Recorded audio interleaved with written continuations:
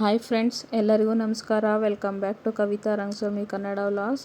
ನಾವು ಇವಾಗ ಉಡುಪಿಯಿಂದ ಸೀದಾ ಮಲ್ಪೆಗೆ ಬಂದ್ವಿ. ಮಲ್ಪೆಗೆ ಬರೋ ಅಷ್ಟೊತ್ತಿಗೆ ಸುಮಾರು 2 ಗಂಟೆ ಆಗಿತ್ತು ಅನಿಸುತ್ತೆ.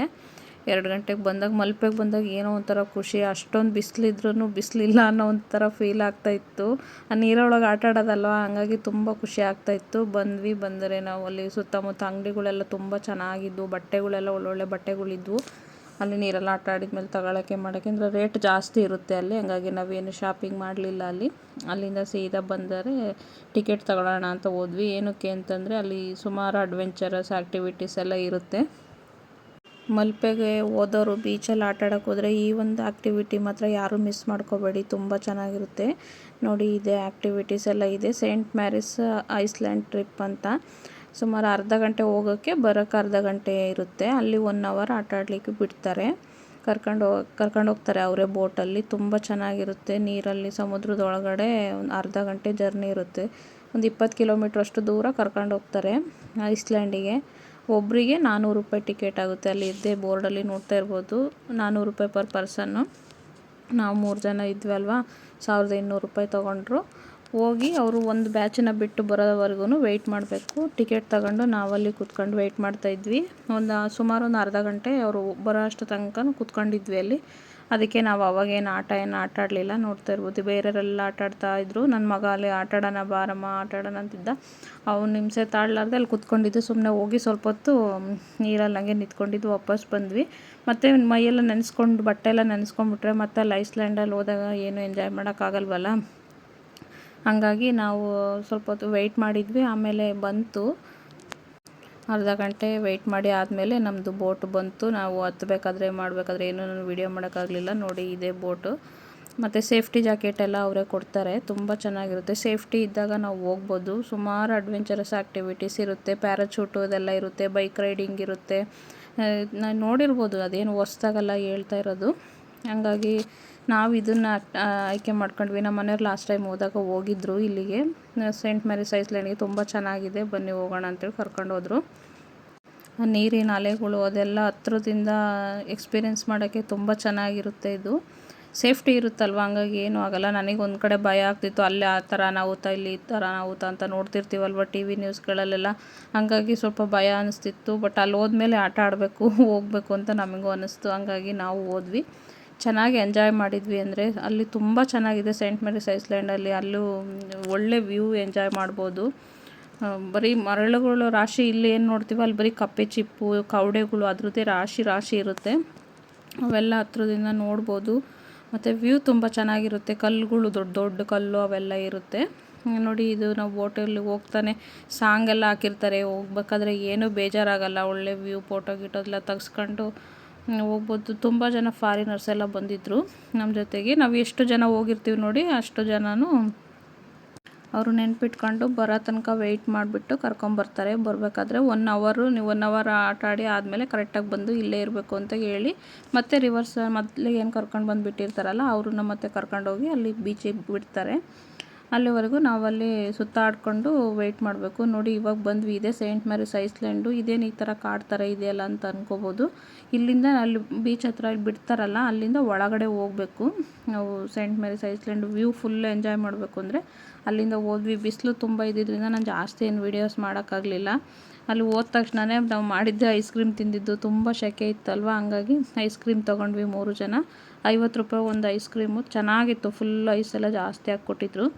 ನನ್ನ ಮನೆಯವರು ಮತ್ತು ನನ್ನ ಮಗ ಇದು ಮ್ಯಾಂಗೋ ಫ್ಲೇವರ್ ತೊಗೊಂಡ್ರು. ನಾನು ಸ್ಟ್ರಾಬೆರಿ ತೊಗೊಂಡೆ. 3 ಜನ ಐಸ್ ಕ್ರೀಮೆಲ್ಲ ಸ್ವಲ್ಪ ಹೊತ್ತಲ್ಲಿ ಗಾಳಿ ಕೂತ್ಕೊಂಡು ತಿಂದು, ಆಮೇಲೆ ನಾವು ವ್ಯೂ ಎಲ್ಲ ಎಂಜಾಯ್ ಮಾಡೋಣ, ಒಂದು ರೌಂಡ್ ಸುತ್ತಾಡ್ಕೊಂಬರೋಣ ಅಂತ. ಅದು ಒಂದು ರೌಂಡ್ ಫುಲ್ಲು ಸುತ್ತ ಇದೆ, ನಡ್ಕೊಂಡು ಬರಬೇಕು ನೋಡ್ಕೊತಾನೆ.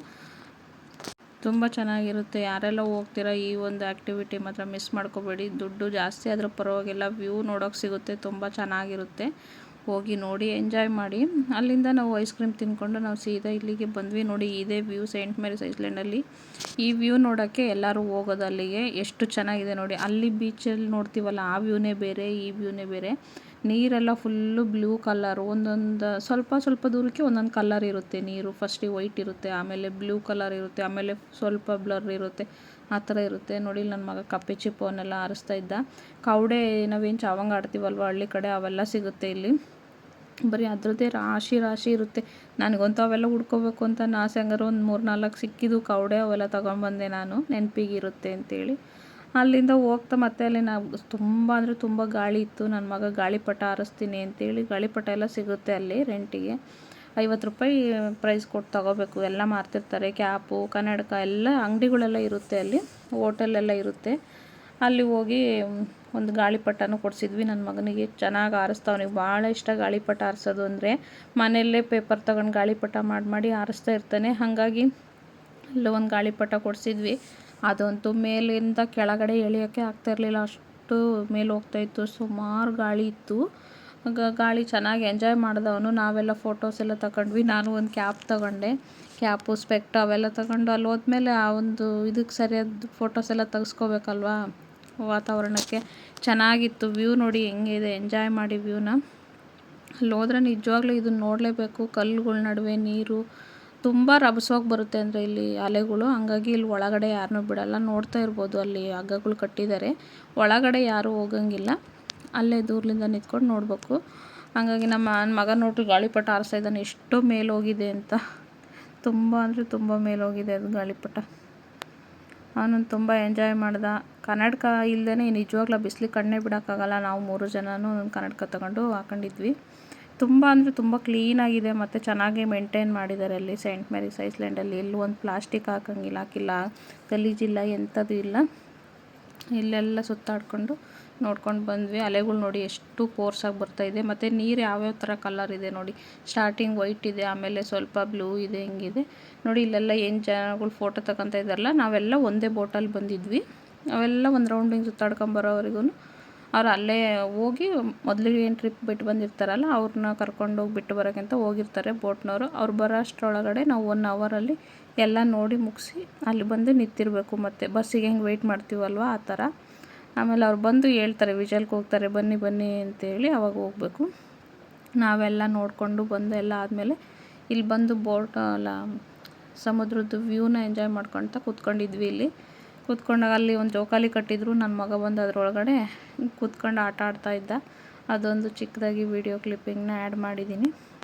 ಇವಾಗ ಬೇಸಿಗೆ ರಜೆ ಇರೋದ್ರಿಂದ ಮಕ್ಕಳನ್ನೆಲ್ಲ ಈ ಕಡೆ ಈ ಥರ ಬೀಚ್ ಕಡೆ ಎಲ್ಲ ಕರ್ಕೊಂಡು ಹೋದರೆ ಮಕ್ಕಳು ತುಂಬ ಎಂಜಾಯ್ ಮಾಡ್ತಾರೆ. ದೊಡ್ಡರಿಗೂ ಸಹ ಮಕ್ಕಳ ಜೊತೆ ಮಕ್ಕಳಾಗಿರ್ಬೋದು, ತುಂಬ ಚೆನ್ನಾಗಿರುತ್ತೆ. ನೋಡ್ತಾ ಇರ್ಬೋದು ಎಷ್ಟು ಚೆನ್ನಾಗಿದೆ ವ್ಯೂ ಅಂತ. ಮತ್ತು ನಾವು ಮನೇಲಿದ್ದು ಈ ಥರ ನೋಡಬೇಕಿತ್ತು, ಇದು ಮಾಡ್ಕೋಬೇಕಿತ್ತು ಅಂತ ಮಿಸ್ ಮಾಡ್ಕೊಂಡ್ರೆ ಸಿಗೋದಿಲ್ಲ. ಮತ್ತು ಹೋಗಿ ನೋಡಿ ಎಂಜಾಯ್ ಮಾಡಬೇಕು. ಎಲ್ಲರೂ ಹೋಗಿ ಒಂದು ಸಲ ಚೆನ್ನಾಗಿರುತ್ತೆ. ಈ ಒಂದು ಅಡ್ವೆಂಚರಸ್ ಮಾತ್ರ ಮಿಸ್ ಮಾಡ್ಕೋಬೇಡಿ ನೋಡಿ. ಇವಾಗ ಬಂತು ನಮ್ಮದು ಬೋಟು. ನಾವು ಹಂಗಾಗಿ ವೆಯ್ಟ್ ಮಾಡ್ಕೊಂಡು ಇಲ್ಲಿ ಕೂತ್ಕೊಂಡಿದ್ವಿ. ಬರ್ತಾ ಇದೆ ನಮ್ಮ ಬೋಟು. ಎಲ್ಲರೂ ಬರಬೇಕಲ್ವ, ಹಂಗೆ ತರ್ಕೊಂಡು ನೋಡ್ಕೊಂಡು ಬರೋಕ್ಕೆ ಅಂತ ಹೋದರು. ಹಾಗಾಗಿ ನಾವು ಕಾಯ್ಕೊಂಡು ಕೂತ್ಕೊಂಡಿದ್ವಿ. ನಮ್ಮದು ಬೋಟ್ ಬಂತು. ಕೊನೆಗೆ ನಾವು ಹೋಗೋಣ ಅಂಥೇಳಿ ರೆಡಿ ಆದ್ವಿ. ನನ್ನ ಮಗ ಅಷ್ಟರೊಳಗಡೆ ಒಂದು ಚಿಕ್ಕದಾಗಿ ಒಂದು ಕ್ಲಿಪ್ಪಿಂಗ್ ನಾನು ಕೂತ್ಕೊಂಡು ನೋಡ್ತಾ ಇದ್ದೆ, ಅದನ್ನು ವಿಡಿಯೋ ಮಾಡಿದ್ದಾನೆ. ಇದೇ ನೋಡಿ ಅಲ್ಲಿ ಬರ್ತಾ ಇದೆಯಲ್ಲ ಎಲ್ಲೋ ಕಲರ್ದು ಬೋಟು, ಅದೇ ನಮ್ಮ ಬೋಟು. ಬಂದು ಕರ್ಕೊಂಡು ಬಂತು. ನಾನು ಮತ್ತೆ ಬರುವಾಗ ಏನು ವಿಡಿಯೋ ಮತ್ತೆ ಮಾಡೋಕ್ಕೆ ಹೋಗಲಿಲ್ಲ. ಅಲ್ಲಿಂದ ಬಂದಾದಮೇಲೆ ಶುರುವಾಯಿತು ನೋಡಿ ನಾವು ಬೋಟಿಂಗಲ್ಲಿ ಎಲ್ಲ ನೀರಲ್ಲೆಲ್ಲ ಆಟ ಆಡೋದು. ನನ್ನ ಮಗ ನೋಡಿ ಹೆಂಗೆ ಎಂಜಾಯ್ ಮಾಡ್ತಿದ್ದಾನೆ ಅಂತ. ನಾವು ಮೊಬೈಲೆಲ್ಲ ಅಲ್ಲಿ ಇಟ್ಬಿಟ್ಟು ಆಟ ಆಡೋಕ್ಕೆ ಅಂತೇಳಿ ಹೋದ್ವಿ ನೀರೊಳಗಡೆ. ತುಂಬ ಅಂದರೆ ತುಂಬ ಎಂಜಾಯ್ ಮಾಡಿದ್ವಿ ನಾವು, ಖುಷಿನೂ ಆಯಿತು. ಅಲ್ಲಿ ಬಿಸಿಲಿಗೆ ತುಂಬ ಸೆಕೆ ಇದ್ದಿದ್ದರಿಂದ ನೀರಲ್ಲಿ ಎಷ್ಟೊತ್ತಿಗೆ ಆಟ ಆಡ್ತೀವಪ್ಪ ಅನ್ನಿಸ್ತಿತ್ತು.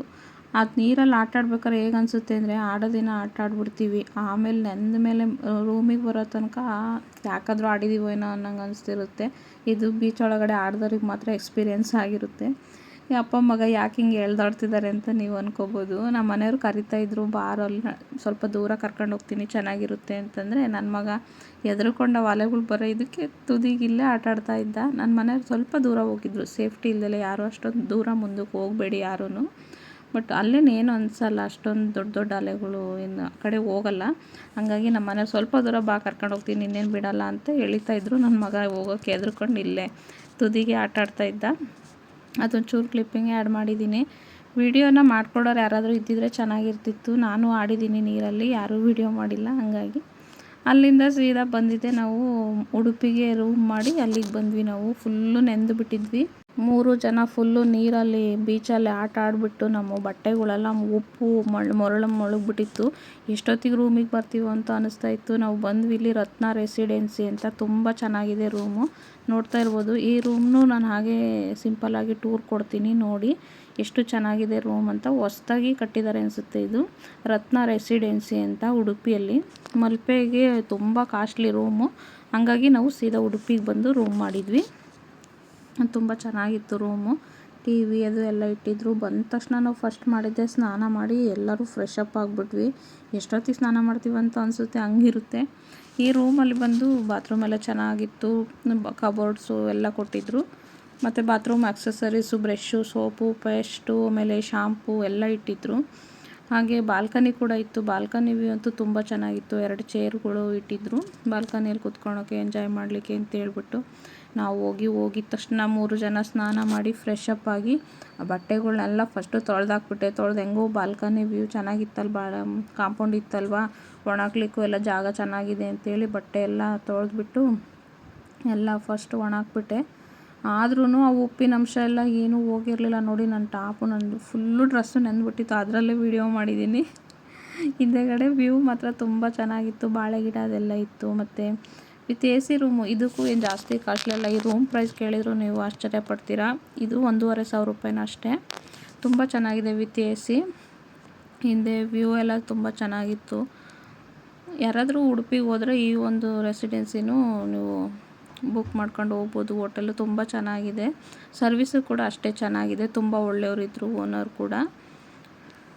ಬೀಚಲ್ಲಿ ಆಟ ಆಡಿ ನಾವು 3 ಗಂಟೆ 4 ಗಂಟೆ ತನಕ ಆಟ ಆಡ್ಬಿಟ್ವಿ. ಮಧ್ಯಾಹ್ನ ಊಟ ಮಾಡೋಕ್ಕೂ ಆಗಲಿಲ್ಲ. ಊಟನೂ ಬೇಡ ಏನೂ ಬೇಡ ಅಂತ ಅನ್ನಿಸ್ತಾ ಇತ್ತು ಅಲ್ಲಿ ಬೀಚಲ್ಲಿ ಆಡಬೇಕಾದ್ರೆ. ಹಾಗಾಗಿ ನಾವು ರೂಮಿಗೆ ಬಂದಾಗ ಸುಮಾರು 6 ಗಂಟೆ ಆಗಿತ್ತು. ಅವಾಗ ಮಧ್ಯಾಹ್ನ ಊಟ ಮಾಡಿರಲಿಲ್ಲ ಅಲ್ವಾ, ಹಂಗಾಗಿ ಸ್ನ್ಯಾಕ್ಸಿಗೆ ಹೋಗಿ ನಮ್ಮ ಮನೆಯವರು ಮತ್ತು ನನ್ನ ಮಗ ಹೋಗ್ಬಿಟ್ಟು ನಾನು ಸ್ನಾನ ಮಾಡಿ ಫ್ರೆಶ್ ಅಪ್ ಆಗೋದ್ರೊಳಗೆ ಅವರು ಸ್ನಾನ ಮಾಡಿ ಹೋಗಿ ತೊಗೊಂಬಂದರು. ಪಾನಿಪುರಿ, ಮಸಾಲೆ ಪೂರಿ ಎಲ್ಲ ತೊಗೊಂಡು ಬಂದರು. ರೂಮಲ್ಲೇ ಕೂತ್ಕೊಂಡು ನೋಡ್ತಾ ಇರ್ಬೋದು. ಬಾಲ್ಕನಿಯಲ್ಲೆಲ್ಲ ಬಟ್ಟೆ ತೊಳೆದು ಒಣ ಹಾಕಿದ್ದೆ.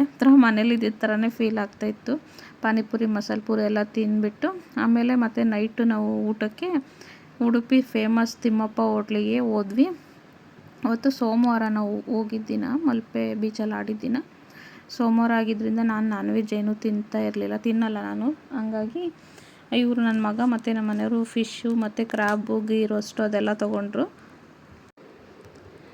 ನಾನ್ ವೆಜ್ ಎಲ್ಲ ತೊಗೊಂಡ್ರು ಅವರು. ನಾನು ಮಶ್ರೂಮ್ ಬಿರಿಯಾನಿ ತೊಗೊಂಡೆ. ತುಂಬ ಚೆನ್ನಾಗಿತ್ತು. ವೆಜ್ಜು ನಾನ್ ವೆಜ್ ಎಲ್ಲ ತುಂಬ ಚೆನ್ನಾಗಿರುತ್ತೆ.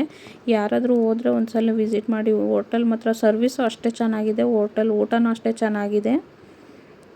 ಸುಮಾರು ಜನ ಯೂಟ್ಯೂಬರ್ಸು ವಿಡಿಯೋ ಮಾಡಿದ್ದಾರೆ. ಇದು ಉಡುಪಿ ಫೇಮಸ್ ತಿಮ್ಮಪ್ಪ ಹೋಟೆಲ್ ಅಂತ ಇದು. ನಾನು ಆ ಕಡೆ ಮಲೆನಾಡು ಫುಡ್ ಎಲ್ಲ ತಿಂದಿದ್ದೆ. ಕ್ರ್ಯಾಬ್ ಒಂದು ತಿಂದಿರಲಿಲ್ಲ. ಅದೊಂದು ಎಕ್ಸ್ಪೀರಿಯೆನ್ಸ್ ಮಾಡಬೇಕಂತ ತುಂಬ ಆಸೆ ಇತ್ತು, ಬಟ್ ಆಗಲಿಲ್ಲ. ಮಶ್ರೂಮ್ ಬಿರಿಯಾನಿನೂ ತುಂಬ ಚೆನ್ನಾಗಿತ್ತು. ಹೀಗಿತ್ತು ಫ್ರೆಂಡ್ಸ್ ನಮ್ಮ ಇವತ್ತಿನ ವ್ಲಾಗು. ಇಲ್ಲಿಂದ ಮುಂದೆ ನಾನು ನೆಕ್ಸ್ಟ್ ಡೇ ಎಲ್ಲಿಗೆ ಹೋದ್ವಿ ಏನು ಅಂತ ನಾನು ನೆಕ್ಸ್ಟ್ ವ್ಲಾಗಲ್ಲಿ ಮತ್ತೆ ಶೇರ್ ಮಾಡ್ತೀನಿ. ಅಲ್ಲಿವರೆಗೂ ಟೇಕ್ ಕೇರ್. ಬಾಯ್ ಬಾಯ್. ಇಷ್ಟ ಆದರೆ ಪ್ಲೀಸ್ ಲೈಕ್ ಮಾಡಿ. ಓಕೆ ಬಾಯ್.